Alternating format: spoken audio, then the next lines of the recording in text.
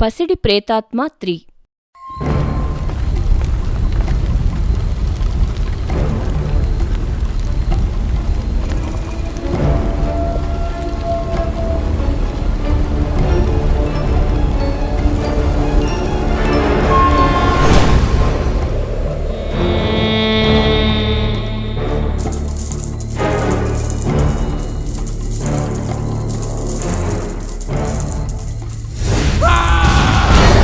భగవంతుడా, నువ్వే నా మనవడికి తోడుగా ఉండు.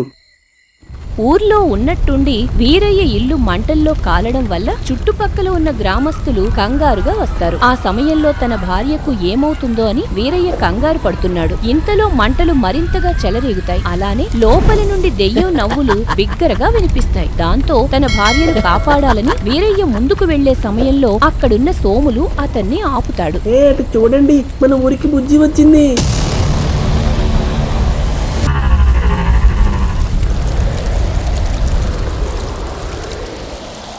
నా కోసం ఎవరో అతిథులు వచ్చినట్టున్నారు. నీకు స్వాగతం పలుకుదామంటే నేను బయటికి రాలేకపోతున్నా. మరి పర్లేదు మోక్షిని, నిన్ను కలవడానికి కైరా రాబోతుంది. అప్పుడు స్వాగతం పలుకు. అయితే ఇదంతా కైరా పనా? కొద్ది సమయం తరువాత కైరా ఆ చోటుకి చేరుకుంటుంది. అప్పుడు వీరయ్యను మినహాయించి మిగిలిన గ్రామస్తులను అక్కడి నుండి పంపేస్తుంది. ఆ తరువాత కైరా ఒక చోటు ఎంచుకుని అక్కడొక ముగ్గు, మధ్యలో పవిత్ర జలం మరియు రాగి నాణెం ఉంచుతుంది. మరోవైపు ఇంట్లో ఉన్న దెయ్యం కోపంతో రగిలిపోతుంది. మరో 3 ఘడియల్లో మీ భార్య శరీరం నుండి దెయ్యం బయటకొస్తుంది. కానీ సమస్య అప్పటితో పూర్తి కాలేదు. మీరు ఏం చేసినా నా భార్యను కాపాడండి. నాకు ఉన్న చివరి ఆశ మీరు మాత్రమే. మీ నమ్మకాన్ని నేను నిలబెట్టుకుంటాను. మీరేం దిగులు పడకండి. ఇంతకీ నేను చెప్పినట్టు మీ భార్య తల వెంట్రుకలు తీసుకొచ్చారా? ఆ సమయంలో సీతాలు తల వెంట్రుకలతో ఉన్న సీసా కైరాకు ఇస్తాడు. అప్పుడు కైరా తన పూజను మొదలు పెడుతూ రక్తకీమాత బూడిదను ఆ ముగ్గు మధ్యలో వేస్తుంది. ఆ క్రమంలో రాగి నాణెం అనేది మెరుస్తుంది. మరోవైపు ఇంట్లో ఉన్న దెయ్యం సీతాలు శరీరాన్ని గాయపరచాలని చూస్తుంది. కానీ తనలో ఏకమైన రాయి కారణంగా ఏమీ చేయలేకపోతుంది. రా రుకు రం రం జా జురు ఝం ఝం హిరుకి కరిం రిం. కైరా మంత్రాల ధాటికి అక్కడ దెయ్యం పట్టిన సీతాలు శరీరం లోపల నుండి రాయి బయటకు వస్తుంది. ఆ తర్వాత రాయి నుండి ఒక కాంతి విడుదలై సీతాలు మీద పడుతుంది. అప్పుడు దెయ్యం పట్టిన సీతాలు బిగ్గరగా అరుస్తూ గాల్లోకి లేస్తుంది. ఆ తర్వాత కాసేపటికి సీతాలు శరీరం నుండి దెయ్యం బయటికి వస్తుంది. అలా బయటకొచ్చిన దెయ్యం ఎవరో తనని లాగుతున్నట్టు ప్రయాణించుకుని చివరిగా కైరా సిద్ధం చేసిన వేరొక ముగ్గు మధ్యలోకి చేరుకుంటుంది. ఆ సమయంలో ఉన్నట్టుండి ఒక గోళం లాంటి వలయంలో దెయ్యం బంధింపబడుతుంది. నువ్వు నన్ను ఆ శరీరం నుండి రప్పించి తప్పు చేశావు కైరా. ఇంకా సేపట్లో నువ్వు కాపాడాలనుకునే ప్రాణం గాల్లో కలిసిపోతుంది. నువ్వు ఇది ఊహించలేదు కదా, కాబట్టి నన్ను వదిలేస్తే అందరికీ మంచిది. నువ్వు కైరాను చాలా తక్కువ అంచనా వేశావు మోక్షిని. నీలాంటి వాళ్ళు ఈ లోకంలో స్వేచ్ఛగా తిరిగినా పర్వాలేదు, కానీ ఏ ఒక్క మనిషి ప్రాణం కూడా పోవటానికి కైరా ఒప్పుకోదు. ఆ మాటలు అర్థం కాక దెయ్యం అయోమయంగా చూస్తుంది. అదే సమయంలో కైరా ముందుకు పవిత్ర జలం, రాగి నాణెం మరియు సీతాలు తల వెంట్రుకలు ఉన్న సీసా వస్తాయి. నిన్ను బంధించడానికి వచ్చిన దాన్ని, అవతల వ్యక్తిని ఎలా కాపాడుకోవాలో నాకు తెలీదా మోక్షిణి? నువ్వు తప్పు మీద తప్పు చేస్తున్నావు కైరా. మర్యాదగా నన్ను విడిచిపెట్టు. నీ మాటల్లో భయం కనిపిస్తోంది. ఇక నీ ఆఖరి క్షణాలు మొదలైనట్టే మోక్షిణి. ఆ సమయంలో రాగి నాణెం అనేది సీసాతో కలుస్తుంది. దాంతో ఒక్కసారిగా లోపల బూడిద ఏర్పడుతుంది. అలా బూడిద ఏర్పడిన సీసాలో పవిత్ర జలం పోసి కైరా రక్తకీమాతను తలుచుకుంటుంది. అప్పుడు ఆ సీసా వీరయ్యకు అందిస్తూ, ఈ జలం మీ భార్యకు పట్టించండి. ఇకపై ఏ సమస్య ఉండదు. మరి ఆ దయ్యాన్ని ఏం చేయబోతున్నావు కైరా? నేను ఆ దెయ్యం సంగతి చూసుకుంటా. ముందు మీరు వెళ్లి జలం తాగించండి అని వీరయ్య వేగంగా అక్కడి నుండి బయలుదేరతాడు. ఆ సమయంలో దెయ్యం గట్టిగా అరుస్తుంది. అప్పుడు కైరా తన శక్తిని దెయ్యం మీద ప్రయోగించి ఒక అరుదైన సీసాలో దెయ్యాన్ని బంధిస్తుంది. మరోవైపు వీరయ్య తన ఇంటికి చేరుకుని కొన ఊపిరితో ఉన్న భార్యకు జలం పట్టిస్తాడు. దాంతో ఆమె మెల్లిగా కళ్ళు తెరుస్తుంది. ఇంతలో సూర్యోదయం అవ్వడం వల్ల గ్రామస్తులు ఇళ్ల నుండి బయటకు వస్తారు. అదే సమయంలో కైరా వీరయ్య వాళ్ల వద్దకు చేరుకుంటుంది. కైరా, నీ మెయిల్ నేను ఎప్పటికీ మర్చిపోలేను. అసలు నా భార్యను మళ్ళీ మామూలు మనిషిగా చూస్తాననుకోలేదు. నిజంగా దేవుడు నిన్ను మా కోసం పంపించాడు అనుకుంటా. అయ్యో, అంత పెద్ద మాటలెందుకండి? నేను నా బాధ్యతను నిర్వహించాను అంతే. ఒకవేళ భవిష్యత్తులో హఠాత్తుగా ఆప్తకాల సమయం వచ్చినప్పుడు నీ సాయం కోసం రావాలంటే మాకున్న సమయం సరిపోదేమో కదా కైరా. దానికేమైనా మార్గం చూపించొచ్చు కదా కైరా. మీరు చెప్పింది కూడా నిజమే, దానికోసం ఒక మార్గం ఉంది అని కైరా తన శక్తితో ఒక శంఖాన్ని సృష్టిస్తుంది. భవిష్యత్తులో మీకు ఎప్పుడైనా సమస్య వస్తే ఈ శంఖాన్ని పూరించండి. నేను ఎక్కడున్నా ఆఘమేఘాల మీద వచ్చేస్తాను. చాలా సంతోషం తల్లి. నువ్వు నిండు నూరేళ్లు చల్లగా ఉండాలని ఆ భగవంతుణ్ణి కోరుకుంటున్నా. కైరా గ్రామస్తులతో మాట్లాడిన తర్వాత అక్కడి నుండి బయలుదేరి వెళ్లిపోతుంది. ఇదంతా సోములు వాళ్ళు గమనిస్తారు. అలా వారం రోజులు గడిచిన తర్వాత పౌర్ణమి రోజు రానే వచ్చింది. అప్పుడు సోములు వాళ్ళు చేపలు పట్టడం కోసం మళ్లీ అదే చోటుకి వెళ్తారు. ఆ రోజు ఆకాశం చాలా నిర్మలంగా ఉంటుంది. అలానే వెన్నెల వెలుగు సముద్రం మీద కురుస్తుంది. ఎరా సోము, ఈ రోజైనా చేపలు పడతాయా లేదా ఒట్టి చేతులతో వెళ్ళాలా? నువ్వు కాసేపు మౌనంగా ఉంటావా? మనం పట్టబోయే అరుదైన చేపలు రాము. ఆ చేపల కడుపులో నాణేలుంటాయి. నేను వింటున్నానని సోది మాటలు చెప్తున్నావా? అసలు చేప కడుపులో నాణేలు ఉండడం ఏంట్రా?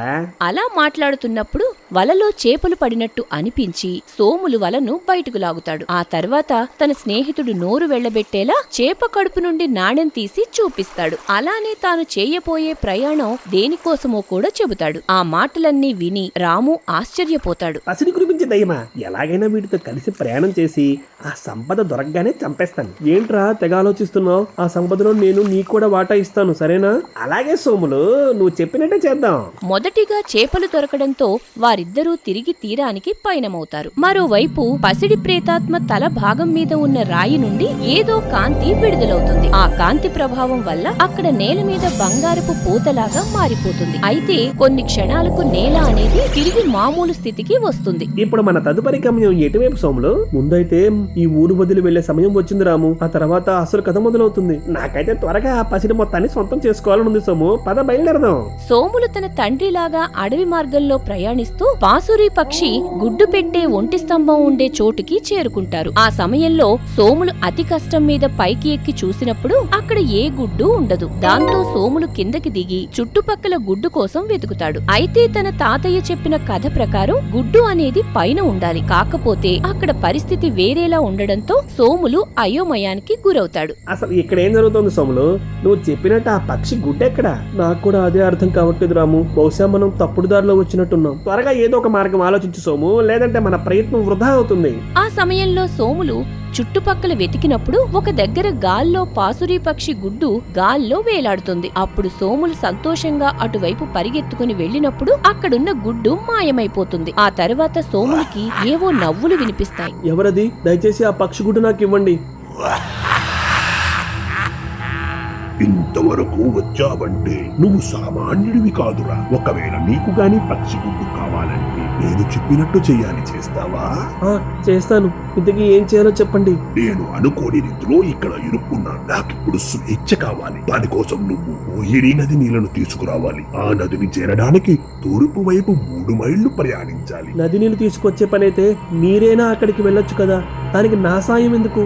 నేను ఈ చోటులో సుమారు 25 ఏళ్ల నుండి ఉంటున్నా. ఇప్పటి వరకు ఒక్క మనిషి కూడా ఇక్కడ అడుగు పెట్టలేదు. నాకు గాని విడుదల దొరకాలంటే ఆ నది నీళ్లను మనిషి మాత్రమే వెళ్లి తీసుకుని రాగలడు. ఒకవేళ నేను గాని నది వద్దకు వెళ్లాలని ప్రయత్నించినా ఏదో శక్తి నన్ను ముందుకు వెళ్ళనివ్వడం లేదు. ఆ మాటలన్నీ విన్న తరువాత సాయం చేయటానికి సోములు ఒప్పుకుంటాడు. ఆ తర్వాత సోములు రాకాసుతో కలిసి తన స్నేహితుడి వద్దకు రాగా రాము భయంతో వణికిపోతాడు. అప్పుడు సోములు తన స్నేహితుడితో విషయం చెప్పి ఓహిరీ నది వద్దకు పయనమవుతాడు. అలా ప్రయాణించుకుని నది వద్దకు చేరుకున్న తర్వాత అక్కడంతా ప్రశాంతంగా ఉంటుంది. అప్పుడు సోములు నది నీళ్లను తాకాలని చూడగానే అదంతా ఒక్కసారిగా బీడభూమిలాగా మారిపోతుంది. ఆ తర్వాత మళ్లీ ఉన్నట్టుండి నది మామూలు స్థితికి వస్తుంది. ఇదేదో విచిత్రంగా ఉంది. ఇప్పుడు ఈ నది నీళ్లను తీసుకుని వెళ్ళడం ఎలా అని సోములు ఆలోచిస్తున్న సమయంలో అక్కడ దగ్గర్లో ఒక ఎండిన చెట్టుకు వేలాడుతున్న ఫలం ఒకటి కనపడుతుంది. అదేదో కాస్త విచిత్రంగా అనిపించడంతో సోములు ఆ ఫలాన్ని తీసుకుని తింటాడు. ఆ సమయంలో ఉన్నట్టుండి తనలో ఏదో శక్తి ఇమిడినట్టు అనిపిస్తుంది. అప్పుడు సోములు నది వద్దకు వెళ్లి నీళ్లు తాకినప్పుడు అవి మామూలు స్థితిలోనే ఉంటాయి. దాంతో సోములు ఆ నది నీళ్లు తీసుకుని వెళ్తున్నప్పుడు ఎండిన చెట్టుకు వేరొక ఫలం ఉండటం గమనిస్తాడు. నిజానికి ఆ ఫలం కారణంగానే సోములు నది నీళ్లను తాకగలిగాడు. ఇదిగో నువ్వు అడిగిన పోహిరి నది నీళ్లు. నువ్వు సాధిస్తావని నాకు తెలుసురా. ఆ నది నీళ్లను నాకు ఇవ్వు. ఒకవేళ నేను నది నీళ్లు ఇచ్చిన తర్వాత నువ్వు నన్ను మోసం చేసి పక్షిగుడ్డు ఇవ్వకపోతే, కాబట్టి ముందు ఆ పక్షిగుడ్డు నా స్నేహితుడికి ఇవ్వు. నాతోనే పేరసారాలా? సరే, ఇస్తాను అని పక్షి గుడ్డు రాము చేతికి అందించగా రాము అక్కడి నుండి ముందుకు కదిలి వెళ్లిపోతాడు. ఆ తర్వాత సోములు నది నీళ్లు రాకాసికి ఇచ్చినప్పుడు ఆ రాకాసి సంతోషంగా నది నీళ్లను తాగుతుంది. అలా నది నీళ్లు తాగిన కొన్ని క్షణాలకు అక్కడి నుండి మాయమైపోతుంది. ఆ తరువాత సోములు తన స్నేహితుడి వద్దకు బయలుదేరతాడు.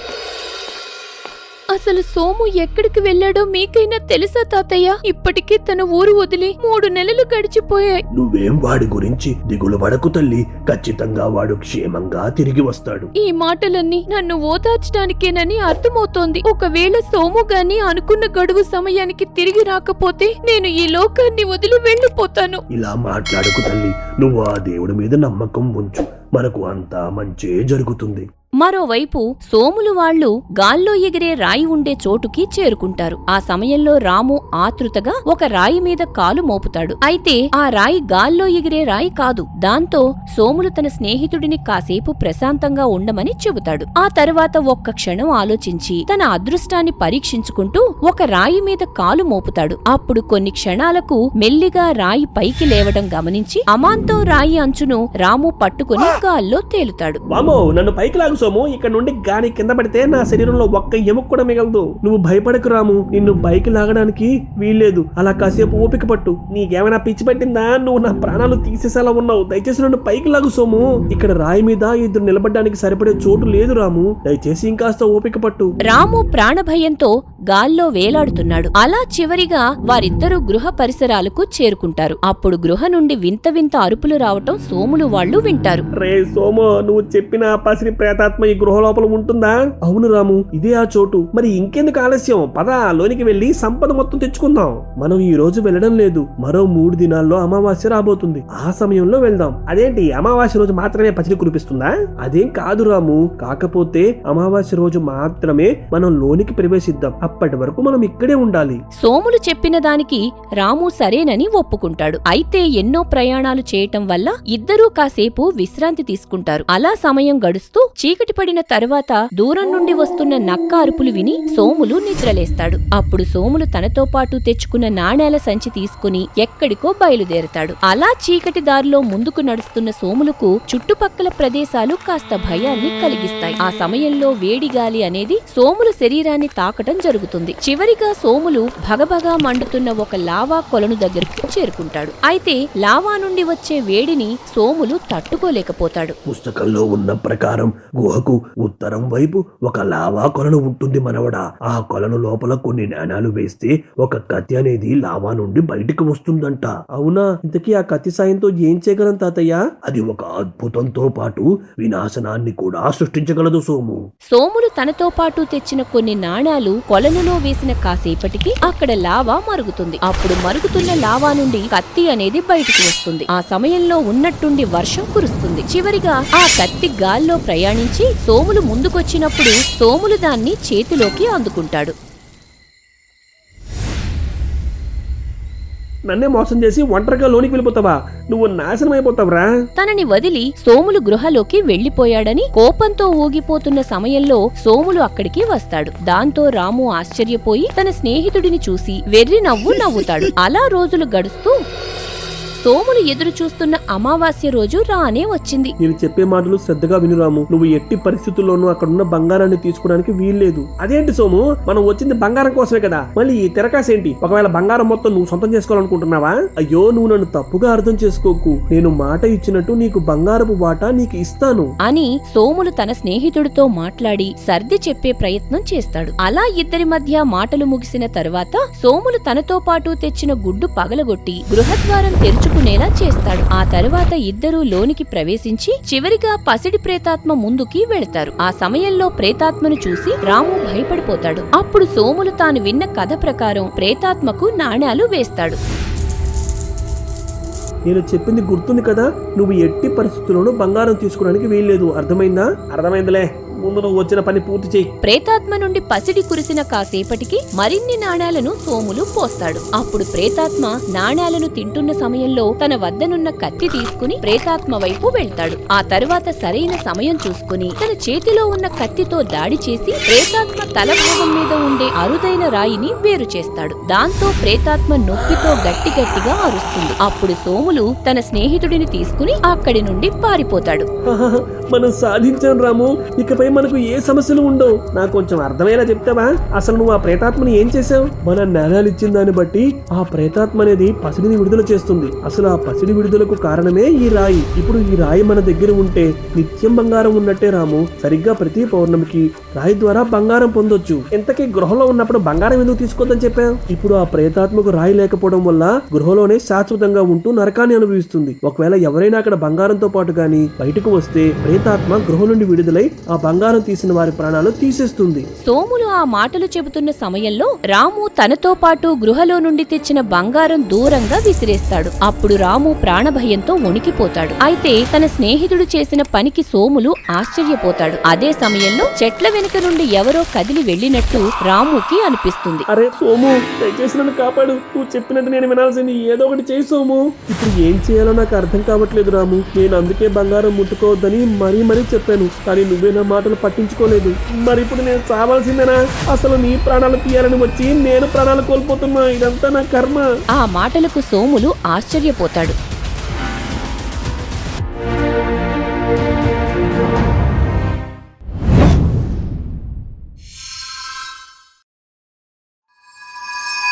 For more horror stories, please subscribe our channel.